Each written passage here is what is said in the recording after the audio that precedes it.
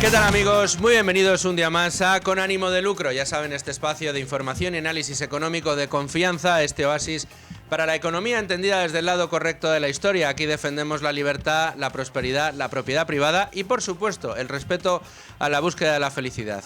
Y lo vamos a hacer en el día de hoy con un nuevo programa especial. Un programa especial que hemos preparado con mucho cariño para todos ustedes y con un invitado que me encanta tener en esta mesa. Por delante tenemos 1 hora y media, todo el programa del día de hoy, para repasar algunos de los escándalos relacionados con las empresas de este país y este gobierno que nos ha dejado 2025. Sintonías navideñas que buscamos para un día como hoy, para un programa como hoy y en estas fechas en las que estamos. Lo primero que tengo que hacer es felicitar la Navidad a mi invitado de hoy, que no es otro que el periodista del Independiente, colaborador de este programa, tertuliano de Es la Mañana de Federico, colaborador de La Trinchera de Llamas y amigo personal, Rubén Arranz. ¿Qué tal? ¿Cómo estás? Pues feliz Navidad, bueno, y también, don Luis Fernando. También con tu programa en Big One Media. Sí, se podría llamar misceláneo, ¿no? Hombre, claro. Es decir, allá donde todo, me llamen, macho, aquí estoy. ¿Pero eres persona en algún momento? ¿Dejas de ser profesional alguna hora del día? Alguna vez. Sí, bueno. Ser profesional es una cosa que está sobrevalorada muchas veces. Hay que ser persona. Sí. Oye, ¿no aburre un poco la Navidad ya? ¿O es mi sensación? Desde el día que encendieron las luces que queda... que ya muy lejos, queda muy lejos. Pero bueno, la verdad que sí que te aburre igual antes, pero ahora cuando ya estás en estas semanas, entre la Nochebuena, la Navidad y el Año Nuevo... Bueno, pues son esas semanas en las que si que te quieres aburrir de algo, te sueles aburrir de la familia. Si la tienes cerca muy a menudo. En mi caso, que la tengo normalmente lejos, pues son días muy bonitos al final, ¿no? Compartes. En mi caso, con niños pequeños, pues imagínate, ¿no? ¿Sabes qué pasa? Que en mi casa, el famoso elfo que ahora de repente llega a las casas de los papás y las mamás españoles, ese elfo chiquitito que le llaman trastín, bueno, pues en mi casa no sé por qué llegó en noviembre en lugar de en diciembre. No tengo ni idea de lo que es. Pues es un elfo chiquitito, no tengo ni idea. Es un muñeco chiquitito que compras o que te lo regalan con, pues en mi caso fue con unos dulcecitos de estos de chocolate que tienen colorines, por no decir marcas, y resulta que todas las noches cobra vida y hace trastadas en tu casa. Entonces los niños se levantan muy ilusionados cada día de la semana a ver qué ha hecho el elfo ese día, ¿no? Entonces normalmente llega el 1 de diciembre, pero en mi casa se quiso adelantar y llegó el 1 de noviembre. Y entonces llevamos ya 2 meses sin saber qué trastada va a hacer el día siguiente el señor elfo. Pero los niños se despiertan todos los días con una ilusión tremenda. No hay que azuzarles en la cama para que se levanten para ir al cole. Ya ellos mismos se despiertan a ver qué ha hecho ese día el famoso elfo. Bueno, más allá de la anécdota americanada que hemos traído a España, quiero pensar que... No, yo tengo un elfo que todos los años en estas fechas se me reproduce una humedad en el baño. Yo no sé si él la hace también él. No sé si será un elfo o no, pero vamos, no lo sé. No tengo hijos, pero me cabreo todos los años por estas fechas porque vuelve a salir la humedad. Y viene el fontanero y me dice que no es condensación, que es humedad. Así que otra vez el proceso de arreglar la pared, volver a pintarla. Ostras, yo no sé si eso es espíritu navideño, pero mi espíritu navideño es el cabreo de todos los años por la humedad de la pared. Madre mía, espíritu navideño. Bueno, pero el espíritu navideño nos ha traído aquí Rubén en el programa especial de hoy y además con una intención muy sana de hacer repaso de lo que ha pasado en el año. No vamos a hacer propósitos para el próximo año, no. Aquí vamos a tirar hemeroteca, vamos a tirar de escándalos y ya que se nos ha despedido el año en este mes de diciembre, con una catarata de casos de corrupción sobre casos de corrupción, investigaciones sobre las empresas y los entramados empresariales que este gobierno aparentemente tenía montado. Curiosamente, todo aprovechando la pandemia. Si echamos un poco la vista atrás, en 2020, que si los rescates a Plus Ultra, a Air Europa, las mascarillas, los contratos, el tema de la energía verde, etcétera, que se Servinavar, los Sumelzo, Forestalia, Plus Ultra. La verdad que está siendo el que no lo siga día a día, minuto a minuto, le va a costar. Incluso al que lo sigue y lo seguimos todos los días de cada minuto, ya se empiezan a mezclar tanto las tramas que a veces resulta muy complicado poder seguir el hilo, ¿no?, que nos está dejando. Pero A mí me gustaría que empecemos por el principio, porque si arrancamos, echamos la vista atrás y nos vamos a enero de este año, es decir, al final de las Navidades del año pasado, los primeros días de este 2025, nos topamos quizá con el primero de los escándalos que luego nos han ido acompañando a lo largo del año en materia de empresa, que es, esto es con ánimo de lucro, economía. Bueno, ¿ha habido escándalos empresariales? Sí los ha habido. Y en enero del año pasado tuvimos quizá el primero de ellos, que es que de buenas a primeras, con nocturnidad, alevosía y fin de semanalidad, si quieres, Correcto. nos enteramos de que en un despacho de la Moncloa se convoca nada más y nada menos que al presidente de una de las 2-3 mayores compañías españolas y se le dice: señor Payete, hasta aquí ha llegado usted. Y a partir de ahora aquí vamos a poner al que teníamos puesto en Indra, al señor Murtra, cuota catalana. Y el señor Payete dice: bueno, pues muchas gracias, pues aquí, pues ya está, pues hasta aquí he llegado. Hasta Lo aquí que he llegado. queráis. Tuvo su buena indemnización.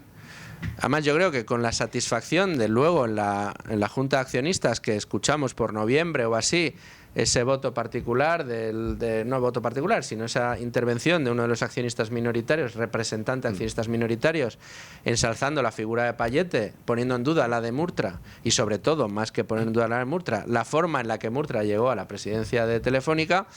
Bueno, pues me imagino que Payete quedaría muy reconfortado, pero lo que nos preguntamos todos en aquel momento, Rubén, fue cómo en una empresa de capital privado como es Telefónica, es verdad que previo aterrizaje de la SEPI en su capital, se decide en un despacho en la Moncloa que se cambia al presidente. Yo quiero pensar que en cualquier país civilizado este tipo de cosas escandalizarían mucho, pero aquí tampoco... Aquí da igual. Nadie se rasgó las vestiduras. Bueno, yo como soy consciente de que te escucha gente del gobierno, Sí. a mí me gustaría plantearles una reflexión acerca de Manuel de la Rocha y de su política frente a la Oficina Económica del Gobierno, porque precisamente una de sus grandes actuaciones estelares fue la de aquel viernes de enero, en el que junto al antiguo consejero delegado de Caixa le comunicó a Payete en Moncloa que no iba a seguir al frente de Telefónica. Me consta que no es la única que ha montado de esa forma reunión o movimiento que ha encabezado de la Rocha en este tiempo. Así que me gustaría saber, lo digo por si te la quieren trasladar, esas personas del gobierno que te escuchan, ya saben, el buzón está abierto. su opinión sobre ese tipo de conspiraciones de Moncloa. Ahí de repente se desencadenó, yo me pongo en la piel del accionista minoritario de Indra o de Telefónica, que de repente un día le dicen, por ejemplo, de Indra, mira, que es que nuestro presidente ha sido llamado por el gobierno a encabezar Telefónica, el presidente que nosotros vendimos como una figura empresarial, no como una figura ligada al PSC, que estaba ligado al PSC, Murtra, y ahora le queremos en Telefónica. Es muy curioso porque si recuerdas, voy a hilar un par de temas aquí, si te parece. Sí. Leía hace unas semanas una entrevista en el Times a Murtra, creo que era en el Times, y hablaba de que con él de presidente se cesó a los consejeros independientes. Y prácticamente como que se atribuía cierto papel protagonista en eso. Esa versión era contraria, me refiero a los consejeros independientes de Indra, esa versión era contraria a la que él dio a la CNMV en aquel 2022, pero aquí no pasa nada.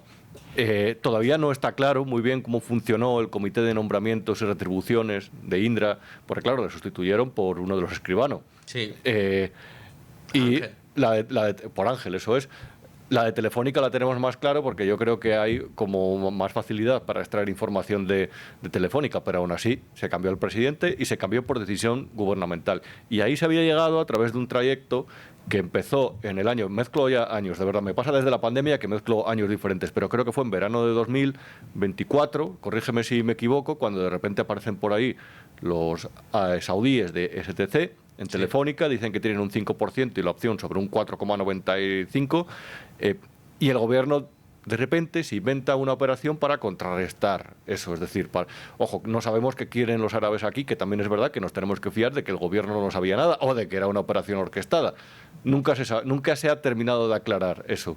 Lo cierto es que aprovecharon esa operación para entrar, de la que no se sabe mucho, de la que se ha hablado y se ha especulado muchísimo, que si estaba detrás Telefónica, que si estaba detrás el gobierno, que si el gobierno había aprovechado sus buenas relaciones con Arabia Saudí precisamente para urdir esta operación y facilitar la excusa al gobierno para aterrizar en el capital de Telefónica con su caballo de Troya para todo, que es la SEPI. Y con un 10% que costó aproximadamente 2.300 millones de euros y que le ha dado con ese 10% una posición de dominio al gobierno de la compañía. ¿Por qué? Pues porque evidentemente hay unos accionistas institucionales a los que no les conviene precisamente oponerse a los planes del gobierno. Y ahí volvemos otra vez lo que dice Federico de los héroes de silencio, las empresas del IBEX que en realidad han contribuido en algunas de una forma más o menos pasiva o activa a apoyar, a auspiciar o a no oponerse a los movimientos que ha realizado en el panorama empresarial el gobierno de Pedro Sánchez durante este tiempo. El caso es que a partir de ahí, y tú lo sabes, Luis Fernando, porque haces información empresarial, lo que se empeñaron en decir desde Telefónica es que después de ese movimiento, que era político, de situar a Murtra ahí, había que hablar del negocio. Sí. Pero claro, han tomado una serie de decisiones que son políticas. Ya no hablo de las ventas en Hispanoamérica, que eso a mí me sorprende porque Telefónica, el grupo ha dejado de ingresar unos fees que obtenía de esos países que son relevantes y que yo creo que van a impactar más en el negocio de lo que parece, ya se verá realmente. Pero bueno, esas son operaciones de las que se venía hablando, México, Perú, Argentina, Uruguay, pero desde el punto de vista político ha habido aquí en España una serie de decisiones que no dejan de sorprender. Por ejemplo, una de las patas del negocio de las telecomunicaciones todavía es el de las plataformas de televisión, con las que hacen sus paquetes, con las que intentan colarte un paquete que tenga teléfono, internet y televisión. Es una pata relevante dentro del negocio. Pues bien, nos enteramos que ahí además fue a las pocas semanas de entrar Marc Murtra a presidir Telefónica, habían situado a Javier de Paz. Javier de Paz no es cualquiera. Javier de Paz entró a la compañía en el año 2007, venía de Mercasa, si no me equivoco, al que le puso ahí Zapatero cuando entró en el gobierno, y es amigo íntimo personal de Zapatero. Hay una historia que me contaron hace un tiempo y es que el día después de que Zapatero ganara las elecciones, que fue... las ganó el 14 de marzo de 2004, si no me equivoco. Estos se fueron al cementerio civil a rendir homenaje en la tumba de Pablo Iglesias Pose, porque estos han sido siempre socialistas de corazón, porque solamente se puede ser socialista de corazón, no de cabeza. Si de cabeza aplicas un poco de lógica a lo que te están contando, dices, pero ¿cómo que es eso de que la plusvalía le pertenece? Creo que era Friedman, si supieran de economía no serían socialistas. Entonces, esa persona es el presidente del Consejo de Administración de Telefónica Audiovisual S.A., empresa, por cierto, que ha tenido 1000 jaleos a lo largo de la historia, una guerra del fútbol, etcétera. Sí. Unos meses después, además nos enteramos hace unas semanas, aparece por allí de consejero Andoni Ortúzar, que había dejado el PNV, de la presidencia del PNV, ahora es Aitor Esteban el presidente. Aitor Esteban está haciendo su agenda con el Endacari y con el propio Ortúzar ha tenido discrepancias y de repente Ortúzar ha dicho, oye, que me tengo que ganar la vida después de dejar el PNV. Por cierto, Ortúzar fue el presidente del PNV cuando se decidió dejar tirado al gobierno de Rajoy para apoyar la moción de censura. Y ahora va Telefónica, empresa controlada por la SEPI. Bueno, decisión política, la de apoyar a Sánchez, que si al PNV le apetece hacer balance de cómo ha salido esa jugada para sus intereses dentro del País Vasco, no parece que haya salido muy bien. No. Ha perdido muchísimos apoyos y está a un tropezón de perder el gobierno en el País Vasco. Pero es que ni siquiera para sus empresas, porque luego podemos hablar de los Aperribay, de Sidenor, bueno, eso es, Sidenor se ha visto metido en luego hablaremos si quieres, un jaleo importante como consecuencia de las políticas populistas del gobierno también. Pero claro, ya está Ortúzar ahí en el Consejo de Administración y dicen de Telefónica Audiovisual, de Movistar Plus. Después de que el año pasado Iberdrola fichara a su hija. A su hija, además, eso es. A la influencer. Entonces, que tenía un canal de YouTube que se llamaba La Hija de. La parte guapa de la familia, por cierto. Joder, sí, no, eso no lo podemos negar. No, vamos, no se le dio encima, vamos, faltaría más. Es muy curioso porque dicen, bueno, él es periodista, fue director de la televisión vasca. Coño, claro, porque era del PNV, fue director como otros tantos del PNV. Hice una lista en una información, a ver si lo puedo encontrar.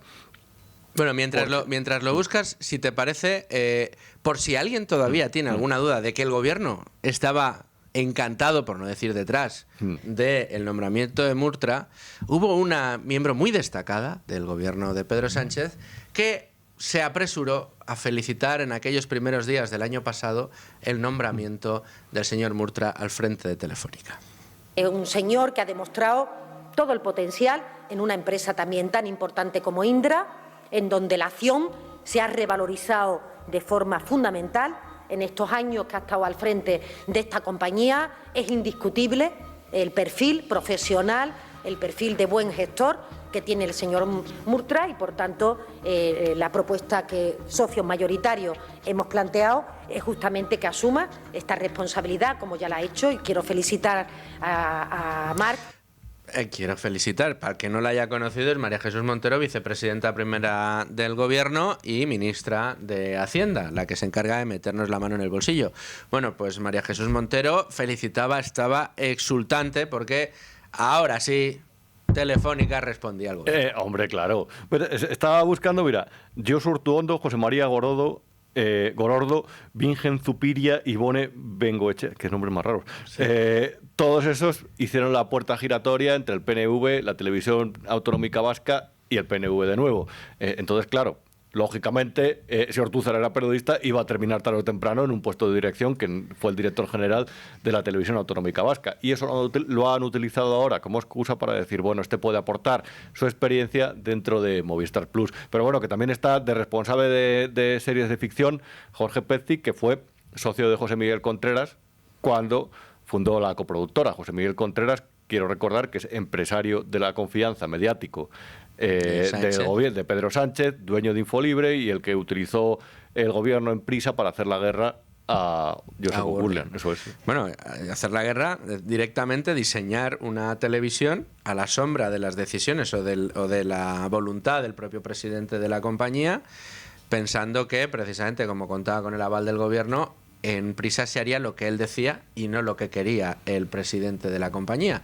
Y ahí fue cuando estalló la famosa guerra que perdió el señor Gurlian. De todas maneras, en esa guerra quiero que entremos y recordemos cómo fue, porque no fue cosa de un día, ¿eh?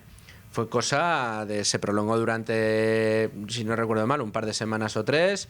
Hubo episodios muy sonados y hubo la junta definitiva en la que se alza con la victoria el señor Gurlian, pero que sirvió de excusa a Contreras y a Sánchez para ese proyecto que tenían para prisa, calcarlo en la parrilla de Televisión Española. Y ahora vamos a ir con eso. Pero antes, Rubén, déjame que pues demos un consejo a nuestros oyentes y a nuestros telespectadores. Sobre todo para las personas que nos escuchan y que tienen personas mayores a su cargo que viven solos. Si cuidas a tus padres desde la distancia y te preocupa que pueda pasarles algo, tienes que saber cosas importantes. Más de la mitad de las personas mayores de 70 años sufre al menos una caída al año.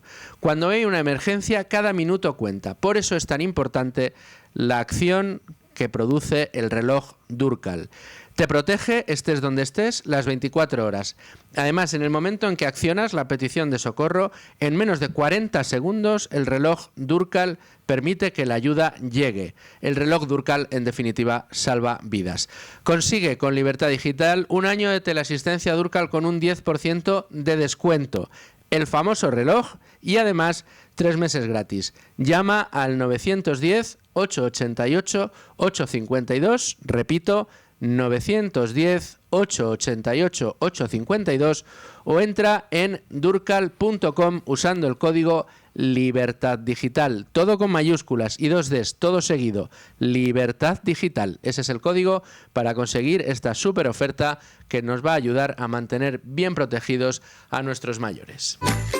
Habíamos hecho un salto entre Telefónica y Prisa por cortesía del señor Contreras, que también ha estado maquinando entre las dos compañías, Telefónica, Prisa. ¿Por qué? Bueno, pues porque es uno de los hombres de confianza del gobierno en lo que a propaganda se refiere. Yo creo que lo podríamos resumir así, ¿no, Rubén? Perfectamente. Propaganda que el señor Contreras quería poner en marcha en Prisa, y se desata otro de los escándalos empresariales que nos ha acompañado durante este año. El escándalo de Prisa, que se produjo antes del verano, si yo no recuerdo mal, ¿no? Vamos a ver, en concreto la guerra empezó en marzo, eso es. Antes del verano. Y esto fue porque nosotros lo habíamos publicado en El Independiente. Sí. A partir de... vamos a ver, hay varias fechas por señalar. En enero de 2024 fallece Miguel Barroso, que era el consejero dominical de Amber Capital, es decir, del fondo de inversión presidido por Josep O'Gurlian, a la vez presidente de Prisa, y ahí se desencadena una especie de...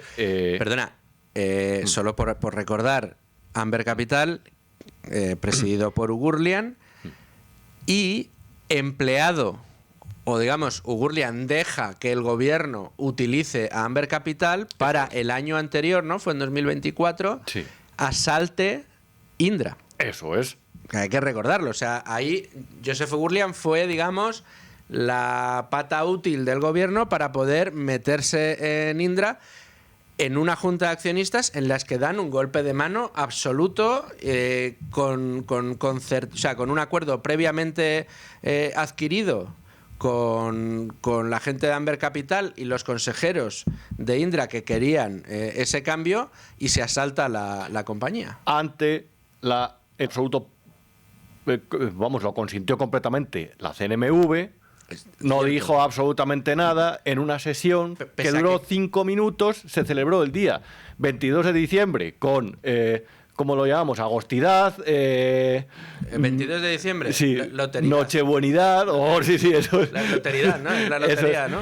Y esa CNMV, presidida por Rodrigo Buenaventura, dijo que ahí no había habido una acción concertada, pese a que detectaba coordinación entre los accionistas. Pero si el propio Amber, cuando salió a hablar el representante de Amber Capital, reconoció que todo esto ya estaba pactado. Correcto. Eso es. Eso es muy relevante. Increíble, de verdad. Que la CNMV te diga, no, es que no se puede probar que hubiera concertación, pero sí te lo están diciendo. Peronismo es cuando ese tipo de instituciones que tienen que controlar el mercado dejan de funcionar. Por suerte, de verdad, en este país la justicia todavía, como pudimos ver con la sentencia al fiscal general del Estado, sí, pese a las presiones que sufrió, la justicia todavía funciona, es un contrapoder, y una parte del periodismo también lo es. Pero ese mecanismo supervisor, ese organismo supervisor, en el que, por cierto, actualmente está de vocal Mariano Bacigalupo, marido de Teresa Rivera, comisaria europea, antigua ministra de Transición Ecológica, esa CNMV no funcionó. Rodrigo Buenaventura dijo, después de esa junta de accionistas de Indra, que iba a controlar, iba a vigilar, iban a estudiar lo que allí había sucedido, pero no lo estudiaron. Y de aquella operación surge lo que posteriormente también hemos visto en Indra. Pero bueno, simplemente Vayamos a Prisa. Prisa. More Barroso, Contreras reclama un puesto de consejero, y esto me lo dicen fuentes muy buenas en Prisa. O'Gurlian no se lo da, pero le nombra director editorial de Prisa Media, que es, digamos, la pata, un área. Es una competencia más pequeña, pero bueno, digamos que hay cierta forma de controlar la línea editorial. José Miguel, o da tu opinión al respecto. Y ahí se empieza a cocer un proyecto de canal de televisión. ¿Y por qué se empieza a cocer ese proyecto? Pues evidentemente nadie lo va a reconocer, pero esto tiene que ver con una actuación netamente peronista. Y es el día que no estemos en el gobierno y que no controlemos Radio Televisión Española, tenemos que reforzar el relato con una televisión que sea de debates, que sea de magazines, que sea de infoentretenimiento, de Javier Ruiz, vaya. De hecho, ibas a formar parte de ese proyecto de televisión. Y claro, hay un punto en el que todo esto se lo trasladan a O'Gurlian y él dice, Pues no lo veo. No veo la necesidad de invertir 30 millones a fondo perdido aquí en una televisión que, a tenor de las experiencias de 4, de Canal Plus, o de una cosa que tenía Prisa que se llamaba Localia en su día, no quiero perder dinero. Es decir, mis acreedores no me lo van a permitir si les voy a pedir refinanciar la deuda. Resulta que Gurlian sí tenía ánimo de lucro. Correcto, y lo tiene, claro. Y además que es que estaban renegociando la deuda con Pinco, que es el principal acreedor. Y no le vas a decir a la empresa Pinco, déjame más pasta, déjame que te pague después, que me voy a meter en un proyecto en un negocio que voy a perder dinero, claro, eso es. Pero claro, el ánimo de lucro, el beneficio empresarial no es lo que mueve a los Contreras y compañía. Lo que les mueve es la propaganda, el relato, el hacer lo que les diga el gobierno. Y ellos nunca lo van a reconocer, pero es así. Hay un punto que chocan, que es cuando el Consejo de Administración tiene que decidir sobre eso. A sabiendas de que eso estaba programado para el Consejo o que se iba a votar próximamente, Carlos Núñez, que va a ser directivo de Mediapro, va a ser el nuevo, yo no sé si el consejero delegado va a ser Oslé, y este va a tener un puesto de director general o algo así, si no me equivoco. Carlos Núñez era el presidente ejecutivo de Prisa Media. Daba una entrevista al País de la que no se entera, o Gurlian, hablando del proyecto y vendiendo todas las bondades de lo que iban a hacer, que iba a ser prácticamente gratis. Es decir, iba a ser la única televisión del mundo que iba a costar 0 euros. Bueno, mentira. Entonces se lo toma como una traición. O Gurlian ya da por amortizada Pepa Bueno, es decir, ¿cómo has consentido esto? Que yo soy el presidente y sabes que estoy en contra de esto. Pero bueno, Pepa Bueno es zapaterista, contrarista también. Y esa sombra jamás se la va a quitar también. Llegan al Consejo de Administración y por mayoría el Consejo les pone en el proyecto y los pone Carlos Núñez y le dicen que no, que fuera. Al día siguiente Núñez dimite. A Contreras le buscan por la mañana. Le dimiten, no le encuentran. Eso, sí, a Contreras no le encuentran. Mañana estuvimos hablando tú y yo precisamente. ¿Dónde está esto? Es verdad, hicimos un programa aquella mañana. Sí, sí. Y se desencadena una batalla. Presenta el acuerdo de refinanciación unas semanas después, o Gurlian en el Consejo, pero antes, para neutralizar a los críticos de cara a una posible maniobra en la Junta. Los críticos también están una serie de productores audiovisuales que tienen un 7% de Prisa, que le compraron a Telefónica. Esos productores se llaman Globan Alconava. Está Andrés Varela entre canales liderándolos, que había sido el productor del documental de Pedro Sánchez, no te digo más de su imparcialidad. Sí. Y ahí lo que hace Gurlian es se inventa una ampliación de capital sin derecho de suscripción preferente, que colocó por la vía rápida y que había negociado antes con fondos de inversión. Los disuelve un poco el capital. Sacó de la ecuación a Global Alconava entre canales. Efectivamente. Aprueba con el rechazo de Alconava y de los Polanco, además, esa ampliación. La refinanciación de la deuda. Es y estos van a los tribunales, que si no me equivoco estaba cautelarísimas y cautelares rechazadas, y yo creo que lo tienen muy mal para ganar esa demanda, porque al final el problema es que si ganan la demanda se torce la refinanciación y la compañía entra en una causa muy cercana a la disolución. Eso es. Entonces esa es la gran guerra de Prisa, que en realidad se origina porque hay un accionista que en su día sirvió a favor del gobierno en Indra, pero que aquí ha dicho, ojo, ¿no? Aquí me juego mucho dinero y para los apaños políticos tenéis otros patios de recreo. Desde entonces le han enviado algunos agregados. Por ejemplo, José Luis Manzano, que fue exministro con Carlos Menem en Argentina, peronista, que ahora se va a meter con los de Alconava dentro del proyecto de canal de TDT que quieren sacar todavía adelante, y que se lo va a dar el gobierno, evidentemente. Y se reunió hace unas semanas en Madrid, no sé si fue a finales de noviembre o principios de diciembre, no recuerdo muy bien, con Gurlian para decirle que quería un bloque de acciones del Grupo Prisa. Y este es el nuevo, como diría mi querido Pedro Herrero, muñeco que se ha sacado el gobierno de la chistera, a través de Zapatero, dicen que tiene influencias ahí, para intentar influir en el panorama mediático con algo que no tienen todos estos que están enredando, que es dinero. ¿Quieres que escuchemos el momento en el que se produce la Junta General de Accionistas después de escuchar a los representantes de Global Alconava qué decía Joseph Gurlian en esa Junta General de Accionistas? Vamos a escucharlo. Han sido 4 años de éxito y consolidación, sí, pero no está siendo fácil. O mejor dicho, no nos lo están poniendo fácil. Hace 3 meses, el Consejo de Administración de Prisa decidió rechazar el proyecto de televisión que presentó el responsable de los medios. Era un proyecto imposible de justificar desde el punto de vista financiero y muy dudoso desde el punto de vista industrial. Desde entonces hemos soportado ataques mediáticos, financieros y hasta personales. En ese momento, Ugur Lian decía que Prisa no era un juguete del gobierno. Lo del gobierno no lo dijo, pero todo el mundo lo entendió. Dices que el proyecto de TDT sigue, que quieren seguir intentando sacarlo, pero de momento lo que han hecho ha sido convertir Televisión Española en eso que estaban tratando de convertir. Prisa, ¿no? Tenemos desde bien tempranito por la mañana a Silvia Inchaurrondo, Javier Ruiz, el señor Cintora, luego tenemos ahí a Gonzalo Miró y a la compañera que no recuerdo, Marta Flitsch. Tenemos ahí todo. Y además, mira, yo me he propuesto que siempre que pueda voy a recuperar este corte. ¿Para qué quieren tener ahí a Silvia Inchaurrondo, a Javier Ruiz, etcétera? Para que nos digan cosas como estas. Esto de la comisión, vamos a abordarlo ahora. Porque una comisión reflejada por contrato estarán espeluznados. Es legal. Claro. Es que la comisión no tiene por qué ser ilegal. Es que, claro, hay gente que estará escuchando y dirá, oiga, yo he firmado comisiones, la comisión no tiene por qué ser ilegal. Luego tenemos la tarjeta de crédito o de débito de Servinavar. Sí.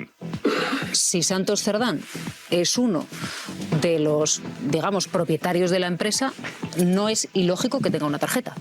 Hay una parte de, no sé si de los periodistas que han pervertido nuestra profesión. Eso no significa que nuestra profesión no sea necesaria, sea mala o está mal enfocada, sino que algunos ejercen el periodismo de una forma perversa. Rubén, para esto querían. Pero a ver. ¿Cuántos años tiene Silvia Inchaurrondo? Ay, pues no. 44, 45, 46. Es que faltan 20 años para que se jubile. Bueno, seguro que 15 porque encima se prejubilará. No, bueno, yo creo que con la pasta que está ganando se podría jubilar cuando quisiera. Sí, eso para empezar. Bueno, pasta que gana gracias a que lo que nosotros le pagamos, porque al final sus emolumentos salen de nuestros bolsillos. Efectivamente. Yo te decía ahora, mientras lo escuchábamos a micrófono cerrado, que siempre que pueda voy a poner este corte.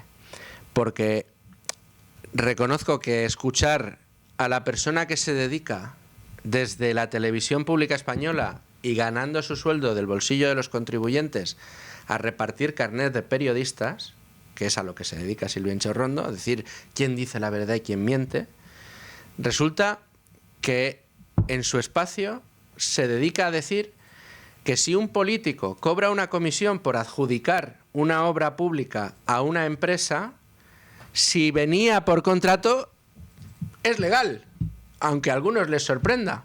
Y luego dice que hay periodistas que pervierten la profesión. O sea, señor Inchaurrondo, de verdad, quiere convencernos de que, o sea, una cosa es que una persona que se dedica a las ventas, una empresa de marketing, empresas privadas, pues comerciales de venta, pacten comisiones respecto a beneficios como variable dentro de su retribución. Eso evidentemente es legal.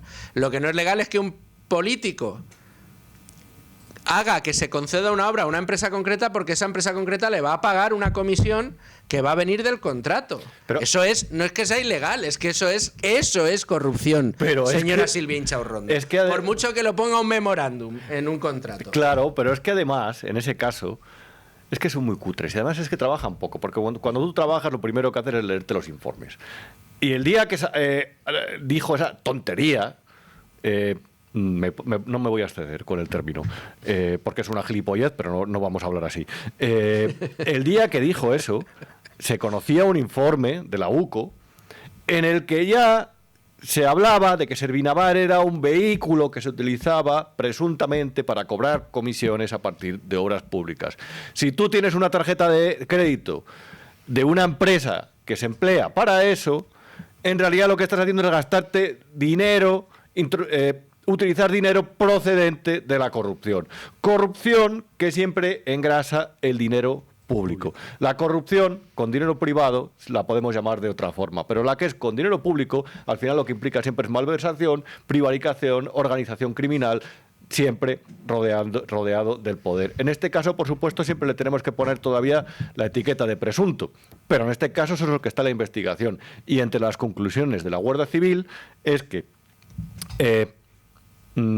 Servinavar sirvió de vehículo, una especie de intermediario entre las empresas a las que se adjudicaba y los miembros de esa empresa, entre ellos Santos Cerdán, que se gastaban el dinero en muebles, el Corte Inglés de la calle Princesa, en restaurantes, en viajes, en barcos, y ese dinero no procedía del sudor de su frente. Ese dinero procedía de comisiones a partir de adjudicaciones que lo que hacen, y esto es muy relevante que la gente lo entienda, lo que hacen es alterar el mercado, beneficiar a los amiguetes, a las empresas a las que hay que premiar, a costa de perjudicar la competencia a los mercados. Y cuando la competencia se restringe, se perjudica, se torpedea, lo que sucede es que hay determinadas obras que salen más caras al contribuyente con resultados que no tienen por qué ser mejores. De hecho, son peores. Así se crea el capitalismo de amiguetes, los cortijos y los circos empresariales que solamente benefician al político de turno, al empresario que es un corrupto. Eso es así, tal cual lo has descrito. Pero ahí teníamos a la señora Inchaurrondo defendiendo que eso podría ser legal. Por no contar, porque es que en estos días últimos del año, una de las cosas que he tenido que escuchar por parte de los políticos, creo recordar, te hablo de memoria, y hablo de un corte que escuché mientras iba en el coche, creo que era la señora Ione Belarra, quien decía, en el caso Servinávar, que a los primeros a los que habría que apuntar con el dedo es a las empresas corruptoras. Hablaba de Acciona. Acciona lo que hace es acepta la sugerencia de que se hace una UTE. Una UTE es una unión temporal de empresas. Pensemos en Acciona, un gigante, un auténtico gigante. Un auténtico gigante que, entre otras cosas, se dedica a hacer obras públicas y privadas. Y es, digamos, el expertise que tiene esta empresa. Con lo cual, ¿qué hace esta empresa? Pues tratar de concursar en todas las oportunidades que las distintas administraciones ofrecen para llevarse obras públicas y realizarlas. Eso es lo que hace Acciona.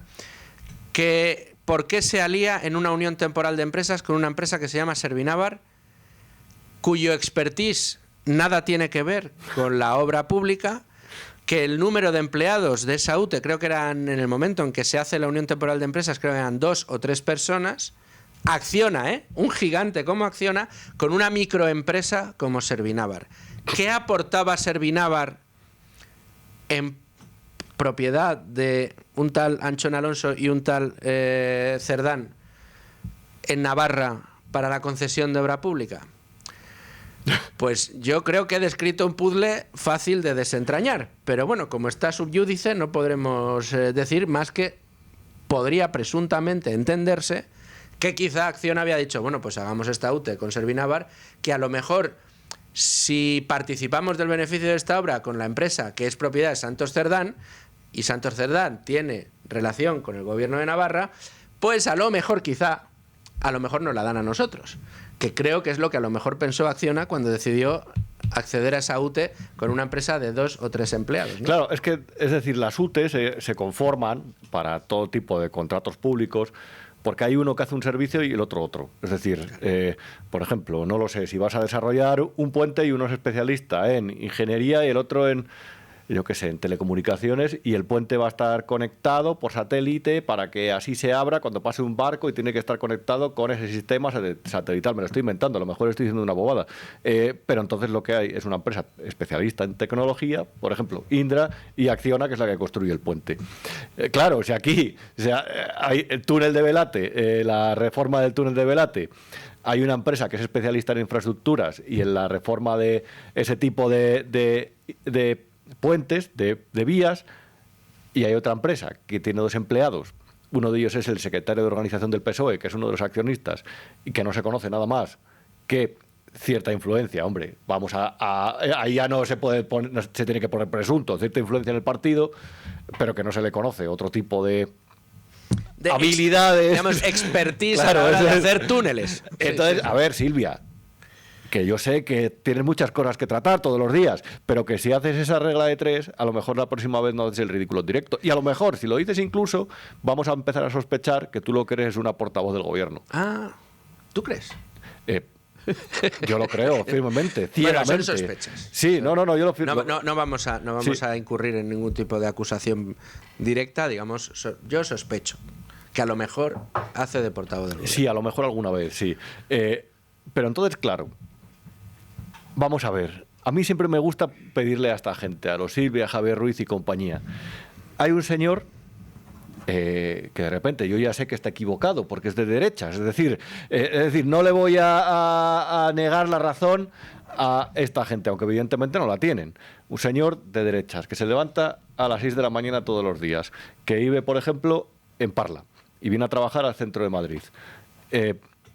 Vuelve a su casa después de trabajar a las 8 de la tarde para arrebatar tiempo a su familia y a sus hijos, porque evidentemente lo que tiene que llevar es un salario allí. Un salario que a lo mejor lo que hace es que en vez de ir al dentista en noviembre van en febrero porque tienen que ahorrar un poquito para pagar ese dentista. ¿Y por qué no tienen más dinero? Porque una parte de eso, de su nómina, la diferencia entre el bruto y el neto va para pagar los impuestos. Y una pequeñita parte de eso va para pagar a Silvia Enchaurrondo.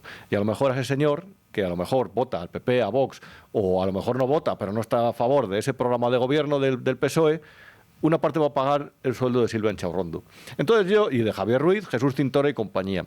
Entonces yo, que tengo a bien lo de dormirme muy pronto por las noches y no estar dando las vueltas a la cabeza, porque lo que soy es lo que hago y lo que hago es lo que soy, muchas veces me pregunto, ¿esta gente cuando se mete en la cama por las noches no tiene cierto cargo de conciencia de que hay mucha gente esforzándose cada día a la que se están riendo en su cara para cobrar un salario, para ser portavoces de gobierno, cuando la televisión pública lo que tienen asignadas la labor de informar a la gente de forma neutral?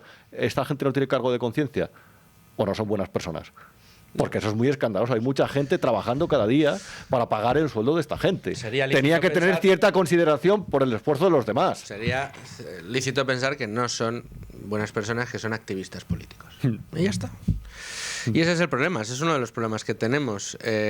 Pero, efectivamente, has descrito una situación que es tal cual, que es la de que todo el mundo en España, toda la gente que trabaja en el sector privado, lo hace para poder sacar adelante a su familia. Dentro de la población activa en España, un dato que hemos conocido también a finales de este año es que más del 44% de la población activa está en riesgo de pobreza y exclusión social. Estamos hablando de casi la mitad de las personas que trabajan y en muchas ocasiones que tienen vivienda en propiedad. Es decir, hoy en España tener trabajo y vivienda en propiedad no te exime del riesgo de estar en una situación de pobreza. ¿Por qué? Porque los salarios llevan más de 30 años estancados. Porque en estos 30 años la inflación se ha comido esos salarios. Porque en los últimos 7 años la inflación de la cesta de la compra roza el 50% de promedio, con algunos artículos con más del 50% de subida.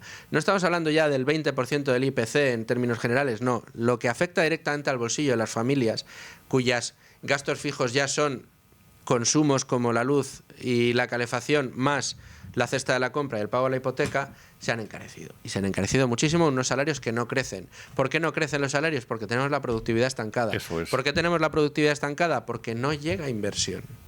¿Y por qué no llega inversión? Porque no se dan las condiciones adecuadas y porque se sigue exprimiendo, retorciendo al sector privado, porque tenemos un sector público cada vez mayor, donde la brecha salarial... Es decir, al final, el Paganini, esto lo decía el otro día Marcos de Quinto, y la verdad que lo suscribo al 100%. El sector público no podría existir sin el sector privado. Y lo que está haciendo el sector público es ser cada vez más grande, más grande, más grande, salarios cada vez mayores para el sector público, que sale de un sector privado cada vez más castigado.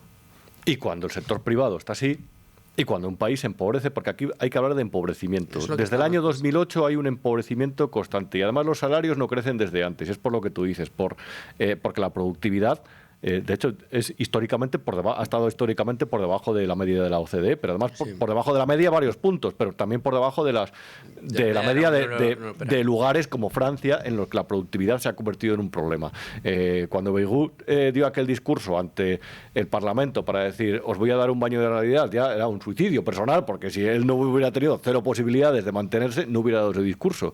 Pero dijo, hemos perdido productividad y nuestro futuro está en recuperarla o en no recuperarla, y para eso hace falta recortes en lo público, porque cuanto más recortes en lo público, los impuestos pueden ser más competitivos, y a partir de ahí hay una parte de eso que se puede destinar al CAPEX, a las inversiones de las empresas. Cuanto más inversión, más eficiencia; cuanto más eficiente, más productividad y salarios más altos, generalmente. Trabajo de mayor valor añadido, llegada de nuevos talentos, repatriación de talento que se ha tenido que ir. Claro, pero mira, Luis Fernando, en estas condiciones lo que sucede es que trabajar en el sector privado cada vez es más difícil y cada vez garantiza menos la supervivencia. El 44% que decías, la gente se lo tendría que apuntar, los políticos, entre sus prioridades. 44% de la gente que trabaja pasa dificultades y está en riesgo de exclusión. Ante eso, cuando trabajas de periodista para lo público, lo digo por centrarnos en el caso de RTV, sabes que esa situación, es decir, por ejemplo, el programa de Javier Ruiz tiene un presupuesto de más de 9 millones de euros entre enero y octubre. El de Jesús Cintora igual, el de Marta Flitsch y Gonzalo Miró se ha llevado en 3 meses 3,7 millones de euros. Una parte importante de eso va para los presentadores y periodistas que en el sector privado no iban a ver ni una décima parte de ese dinero. Entonces, a partir de ahí hay dos tipos de personas. Las personas que no tragan y se enfrentan al sector privado, es decir, a los embates que hay, que un día te pueden echar a la calle porque el negocio no va bien y tú tampoco puedes culpar a tu jefe de eso. Es decir, si el negocio no va bien, ¿qué vas a hacer? Entrar a pérdidas, tendrás que equilibrar, y si soy el próximo, pues caigo, ya está. Y eso pasa en muchos sectores. O luego está también la opción de enfrentarse a eso o de mantenerse en el sector público. Y cuando hay un gobierno invasivo, tú a un gobierno le puedes parar los pies o le puedes conceder. Y cuanto más le concedes, más te pide. Y cuanto más dinero cobra el sector público, más te tienta ese caramelo. Y así te conviertes en un periodista que se convierte en vocero del gobierno. Y eso también pasa con los contertulios que trabajan en el sector privado y para redondear el sueldo o para ganar todavía más de lo que ganan en el sector privado, torturado, complejo, por transformaciones tecnológicas que en el periodismo le han venido mal, han perjudicado a su negocio. Para hacer eso, las tertulias redondean. Y cuando las tertulias son en lo público y cuando sabes que te van a llamar, si tú tienes una determinada línea, a lo mejor apuestas por esconder determinadas verdades o por decir realmente las verdades gubernamentales, que en el caso del sanchismo se ha demostrado que son mentiras continuadas y flagrantes. O sea, ha sido... No, la verdad es que es un repaso el que estamos haciendo al año que nos deja muchas conclusiones, y son unas conclusiones terroríficas, porque la situación económica, por mucho que el gobierno siga insistiendo en que vamos como un tiro, y por mucho que efectivamente para, digamos, algunos observadores internacionales pues no deja de ser atractivo un país que crece al 3%, yo creo que en cuanto rasquen e investiguen las posibilidades que hay de invertir en un país como España, pues habrá ciertas barreras que tendrán que decidir si son salvables o no son salvables. Que somos un país que energéticamente tenemos una capacidad instalada enorme y tenemos una energía además muy fluida, muy buena, sí, pero tenemos unas redes de distribución de esa energía eléctrica que son cero fiables y nos han llevado a un cero energético. De ese cero energético, de ese apagón, también quiero hablar, pero lo vamos a dejar para después del boletín informativo, que vamos a ir enseguida, nos vamos a tener que ir al boletín informativo. Esas empresas que tienen que venir tienen que lidiar con otro problema, que es el de la inseguridad jurídica. Resulta que en España tenemos 17 administraciones diferentes y si quieres establecerte en 3 de ellas, pues en cada una de ellas tienes que cumplir unas normas distintas, unas due diligence distintas, tienes que pelearte con distintas administraciones y tienes que soportar determinadas cacicadas. Eso ya es un entramado regulatorio fastidiado. Pero es que además tienes un país donde el salario mínimo interprofesional, según los expertos de Yolanda Díaz, también de estas últimas semanas, hay que subirlo a 17.000 euros anuales, además sin tributación. Estamos hablando ya de que prácticamente más de la mitad de la población en España cobra el salario mínimo interprofesional, o si lo terminan aprobando esa subida para el año que viene, cobrará el salario mínimo interprofesional. Un salario mínimo interprofesional que es lo suficientemente alto como para que para muchas empresas sea disuasorio el contratar en España. Pero es que además, si en España te cambian las reglas del juego a mitad de camino, además de todo, resulta que nuestro expertise dice...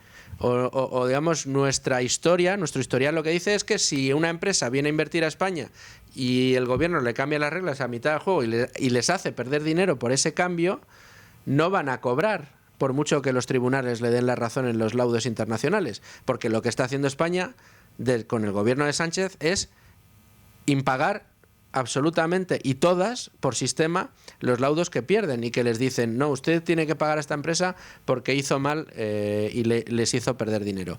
Pues el gobierno de España dice que no paga. Claro, con todas estas situaciones... Eso es alucinante, embargos, además de derivados de esos juicios, es alucinante. Es alucinante. Entonces, claro, en esta situación dices tú, ¿y quién va a venir a España a invertir? Pues a lo mejor los saudíes, ¿no? Claro, y sobre todo que, a ver, la inseguridad jurídica lo que se traduce cuando un país no garantiza el cumplimiento de los contratos, se producen situaciones que llaman a la arbitrariedad. Y de verdad, lo de los laudos perdidos que se traducen en embargos de patrimonio público, cada año, poco a poco, es más común. Mira, mi amigo Alberto Sanz, que trabaja en El Confidencial, no hay mes que no...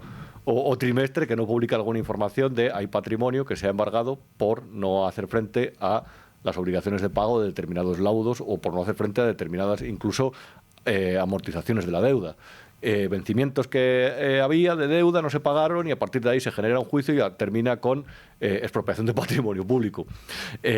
Bueno, es la política de esta gente. Lo del salario mínimo es curioso porque se habla desde el principio de la legislatura, si además tú que tienes buenas fuentes en la COE, sabes que desde el principio, desde que Pedro Sánchez entró a Moncloa y sobre todo desde que pactó en Podemos, las mesas de negociación se dinamitaron.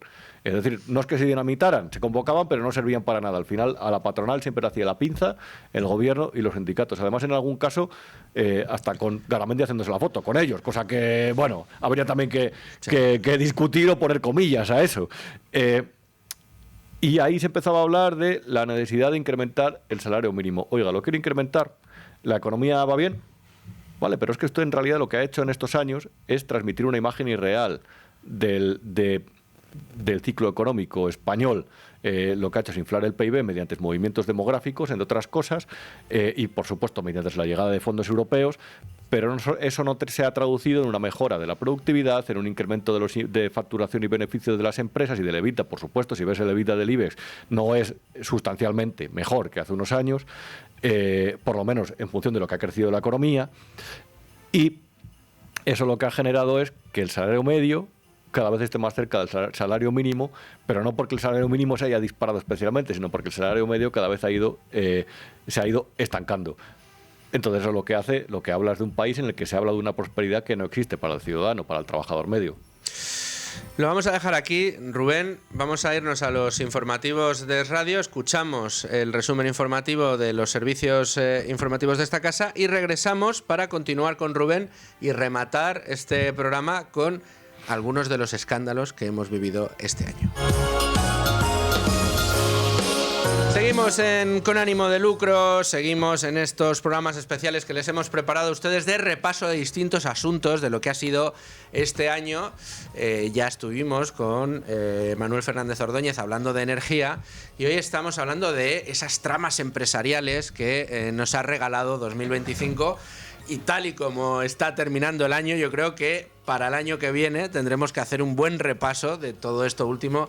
Rubén Arranz, que es quien nos acompaña, nuestro invitado especial de hoy, casi no damos abasto. No, hay mucho, hay mucho. No damos abasto en estos últimos días del año.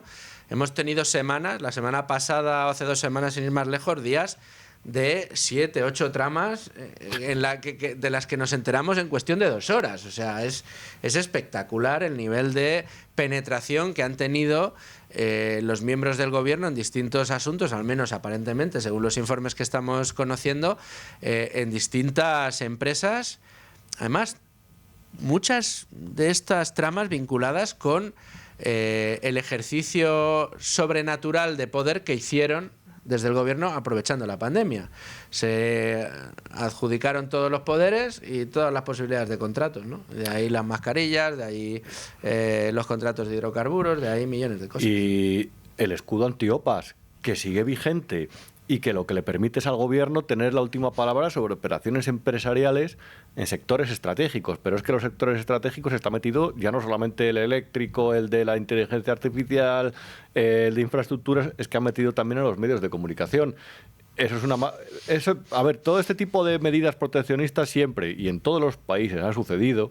Lo que da lugar es arbitrariedad, lo que da lugar es que el gobierno a los empresarios, los gobiernos a los empresarios que no conviene, no les da acceso, y en los países más corruptos, y no quiero señalar a ninguno, lo que sirve también es que a cambio de darte el visto bueno a una operación, tú tengas que hacer una especie de contribución al partido o a quien sea. Yo no digo que eso pase aquí, porque no tengo pruebas de ello, pero ese tipo de medidas proteccionistas, que en realidad son bananeras, y me da igual de dónde se apliquen, son bananeras, no tiene que haber un gobierno, salvo en 2 o 3 empresas contadas que tenga que ver con lo militar, por ejemplo, con defensa, o incluso con infraestructuras críticas. No creo que un gobierno tenga que vetar o consentir operaciones o arrogarse con esa función dentro de un país, pero eso sucede aquí. Bueno, y tanto sucede que han sido muchos los sectores en los que precisamente la mano del gobierno ha empeorado la situación que teníamos, ya no por oponerse a una operación, sino por tratar de gestionar algunas empresas públicas. Y yo quería traer aquí a colación una empresa pública en concreto, responsable de una de las infraestructuras de las que más orgullosos nos hemos podido sentir los españoles, que precisamente la apertura de negocio para la llegada de competidores extranjeros pensábamos que iba a ser una buena noticia, pero resulta que la gestión de las redes de transporte, y estoy hablando del ferrocarril en España, no ha sido la mejor en estos tiempos. Yo te voy a poner un corte, fechado en septiembre de este año, del ministro responsable de los trenes en España, Óscar Puente. Decía esto en septiembre de este año. El tren vive en España el mejor momento de su historia, con récord tras récord de viajeros que han cambiado sus hábitos de movilidad para utilizar el tren en sus desplazamientos, con unos niveles de crecimiento de pasajeros. Este corte es de agosto del año anterior, pero el señor Puente, que en agosto de 2024 sacaba pecho y decía que el ferrocarril en España, los trenes en nuestro país estaban atravesando el mejor momento de su historia, pese a que ya entonces se estaban registrando muchos retrasos, donde ya si tenías que llegar a alguna reunión en algún momento no podías coger el tren como se ha cogido hasta ahora en España, sabiendo que ibas a llegar como mucho 5 minutos tarde, y hubo un momento en el que si llegabas 5 minutos tarde te devolvían el importe del billete. Ahora ya son horas, incluso días, lo que puedes llegar a tardar porque se te pueden cancelar los trayectos. Bueno, pues en septiembre de este año insistía. La ratio de puntualidad de Renfe es la segunda más alta de Europa, tras la de la compañía suiza, muy por delante de Alemania, de Italia o de Francia, que tienen ratios de puntualidad inferiores al nuestro. Por descender un poco más al detalle, les diría que el retraso medio por total de trenes en nuestro país este año ha sido de 6,2 minutos. Rubén, ¿qué le decimos al señor En el Puente? tema del ferrocarril, bueno, en primer lugar, cuando algo no va bien, y tú estás al frente de eso, sea una empresa, sea un ministerio, no tiene ningún sentido que tú vendas que va bien, porque la gente está viendo lo contrario, y salvo alguno que le haya pegado un aire por la mañana, pues no te va a creer. A lo mejor Silvancho Rondo, que no ha sufrido ningún retraso. Por ejemplo, eso es. Con el tema del ferrocarril y de la infraestructura ferroviaria, yo soy muy crítico, pero no solamente con este gobierno ni con este ministro, sino que lo voy más atrás. Y el gobierno de Mariano Rajoy, también con los de la Serna y compañía, también acumuló un déficit de inversión en infraestructuras y tomó una serie de decisiones desastrosas, como la de los famosos trenes Abril, tirando un contrato con Talgo, y pese a los consejos que le dieron y que me consta de con el presupuesto de ese contrato usted va a tener unos trenes que no van a dar más que problemas todos los días, hay una parte del origen del problema. Luego también hay una parte del origen en cómo se hizo la liberalización ferroviaria, que se hizo además también, se adelantó o se hizo en un momento en el que había una serie de obras sobre determinadas infraestructuras, sobre los túneles que van de Chamartín a Atocha, o sobre, por ejemplo, la estación de Chamartín, que eso generó un cuello de botella de problemas que es gigantesco, y una parte de los problemas se han dado precisamente por la situación de Chamartín o de esos túneles que provocaban que la circulación se provocara en esos cuellos de botella. Y luego, por otra parte, también está a la vista de el déficit de inversión en la catenaria, en la infraestructura. Eso lo que va a provocar, si circulan más trenes y hay menos inversión, evidentemente son problemas técnicos.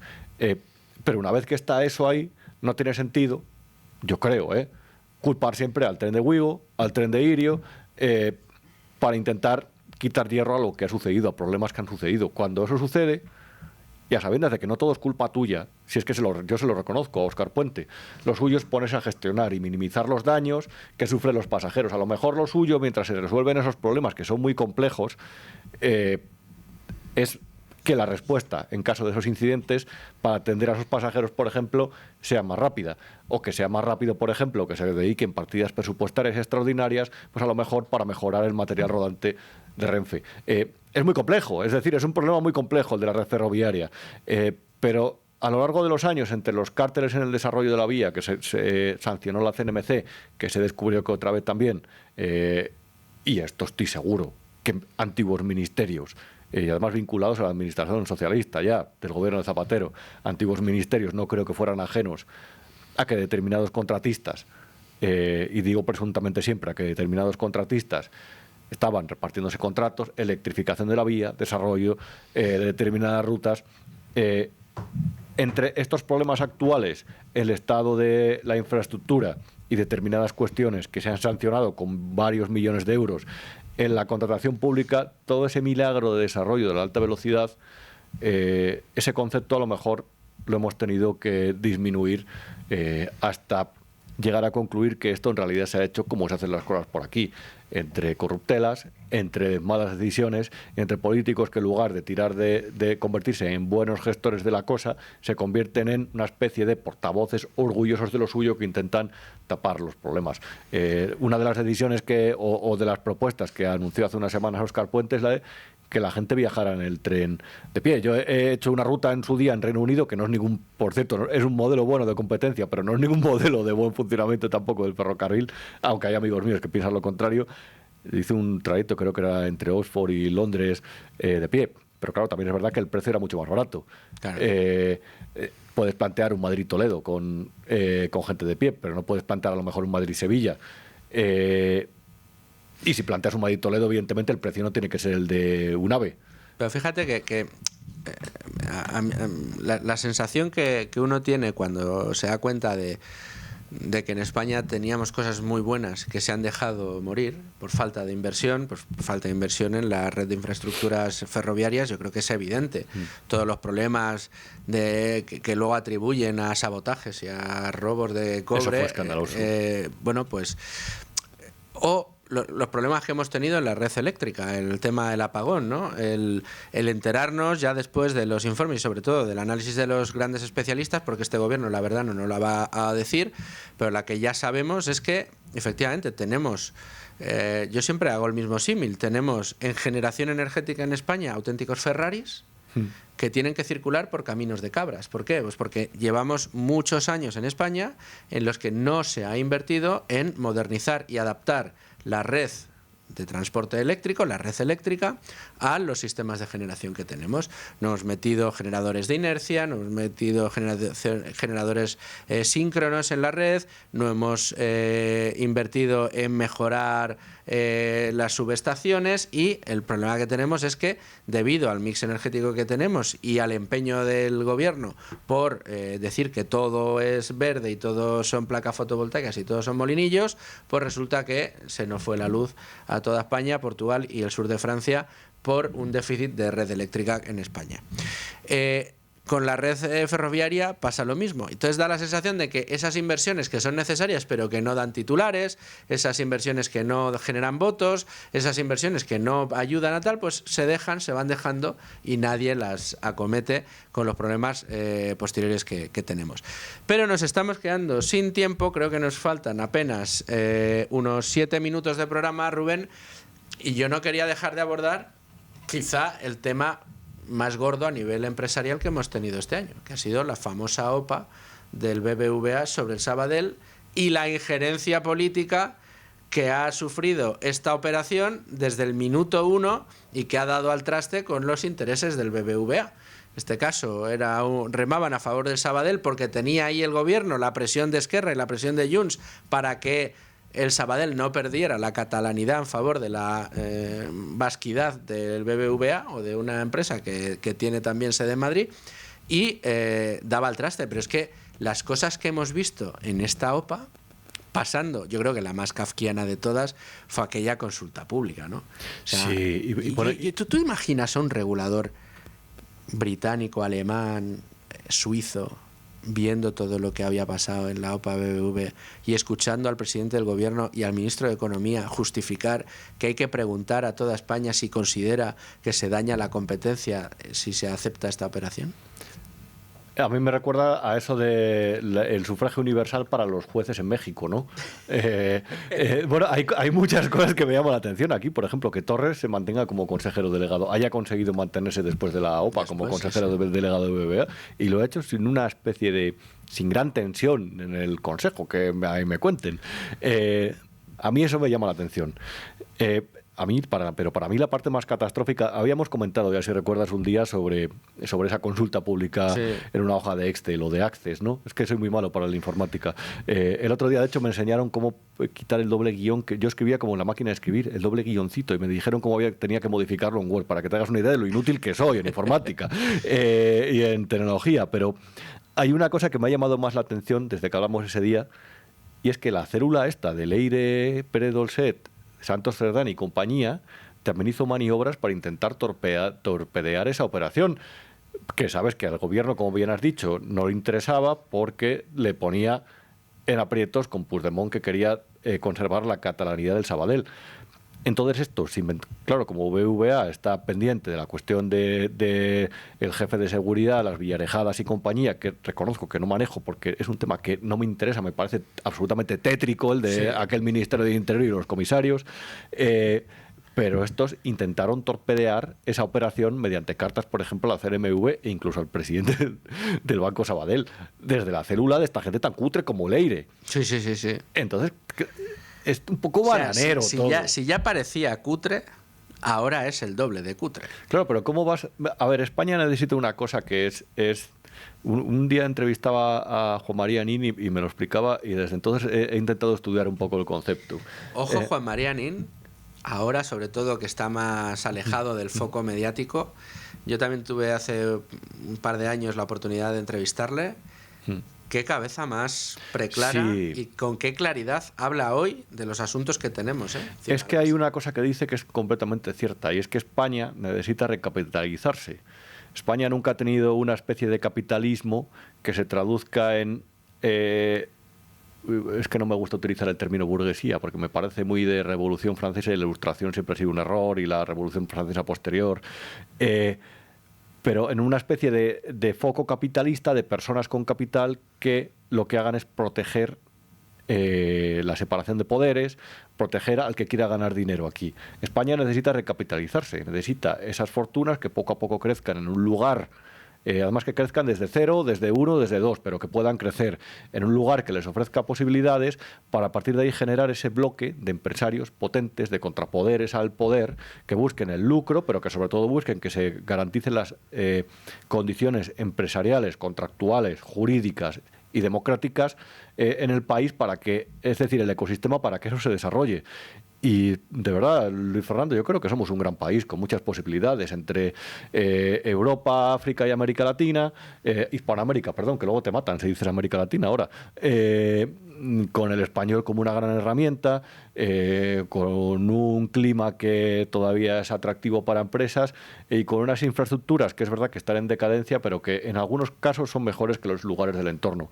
Pero hace falta capital, porque en realidad lo que genera las sociedades prósperas es el comercio, son las relaciones comerciales entre la gente, y eso es lo que genera el capital. El capital se protege, hace maniobras de autoprotección, y el capital lo que hace es precisamente no hacer lo que una buena parte del capital hace aquí, que es ser gran contratista del Estado y por lo tanto esperar el favor político, o no esperar o no querer la represalia. A mí me parece fundamental eso en España. Yo creo que somos un país con muchas posibilidades, con muchas opciones de desarrollo, pero el problema es que vivimos atenazados por un capitalismo de amiguetes que se ha generado a partir de un poder que se ha intentado zampar con maniobras, además, que han sido muy chuscas, con amenazas como las de Leire, o como con amenazas contra los beneficios caídos del cielo, los dobles beneficios. Eso no tenía que haber lugar en España. Pero lamentablemente es el pan nuestro de cada día. En España, bien lo sabes, que cada día tenemos más intervención por parte del Estado. Todavía recuerdo, bueno, de hecho, en este programa, cada vez que saludamos, escuchamos a Sánchez decir eso de Keynes está más vivo que nunca, y vaya si lo han revivido, porque todo se basa en la intervención estatal. No hemos hablado del problema de la vivienda, tiempo habrá de hacerlo en otros programas especiales, aquí queríamos centrarlo en el tema de las empresas, pero el problema de la vivienda es un clarísimo ejemplo, ¿no? Un problema que se podría solucionar de un plumazo. Reduces un poco intervención, liberalizas suelo y le dices a los constructores que no van a tener ningún problema para construir.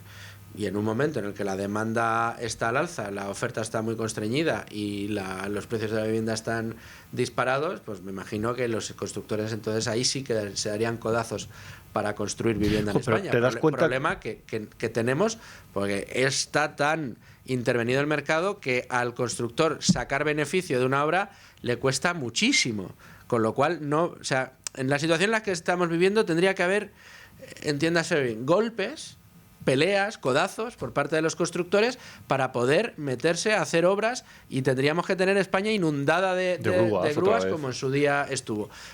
Y no lo está, no porque no haya negocio, sino porque no les impiden. Porque les impiden hacer negocio con la vivienda. Pero además te das cuenta de que no hay ningún partido, ni uno, que plantee en serio, que tenga ante sus prioridades programáticas Ni uno. Ya no digo reducir, digo eliminar drásticamente algunos impuestos sobre la vivienda. Digo eliminar, Es decir, cuando tú quieres promover algo, lo primero que haces es eliminar impuestos y quitar regulación. Y a partir de ahí lo que haces es controlar el mercado. Es verdad, no puede ser la ley del oeste, porque luego hay corruptelas, luego hay cuestiones de inseguridad que hemos padecido en este país también en el pasado. Entre otras cosas, porque también la inspección se acabó corrompiendo. Pero es fundamental eso, y nadie habla. Es que hay que eliminar impuestos, pum, así tajazo, porque cuando tú eliminas eso y la gente empieza a ver, los constructores, cierta esperanza de que se van a lucrar, de que se van a forrar, un buen constructor se tiene que forrar, pero a cambio de prestar un servicio a la gente, vendiendo algo que la gente necesita. Pero vamos a entrar, y ya lo verás, en la senda del mayor proteccionismo y en la senda de construir vivienda pública, cuando eso lo que genera son guetos y lo que no libera especialmente el mercado, pero sí que genera grandes focos de corrupción, todavía mayores, como en lo público pasa siempre. Y eso es lo que vamos a tener, porque no se toman, las medidas que habría que tomar precisamente para ayudar a que el parque de vivienda crezca de manera sana. Además, esto es... muchas veces se hace alusión a lo de la ley de la selva en el mercado, pero si tú liberalizas todo lo que se pueda, reduces impuestos, liberalizas suelo y permites que los promotores inmobiliarios desarrollen su actividad, digamos, con cierta libertad, y no les pones unos corsés imposibles a la mayoría de ellos, que si no sé cuánto porcentaje de lo que haces tiene que ir a vivienda protegida, que me lo tienes que urbanizar a fondo perdido, que además tienes que... Entonces, claro, dice el constructor, coño, entre los impuestos que me cobras, los porcentajes que tengo que dedicar a la vivienda, que fijas tú el precio, y en los que no se va a ganar, al revés, pierdo en cada una de esas viviendas. Las que yo saco al mercado libre no las puedo sacar al precio al que quería sacarlo.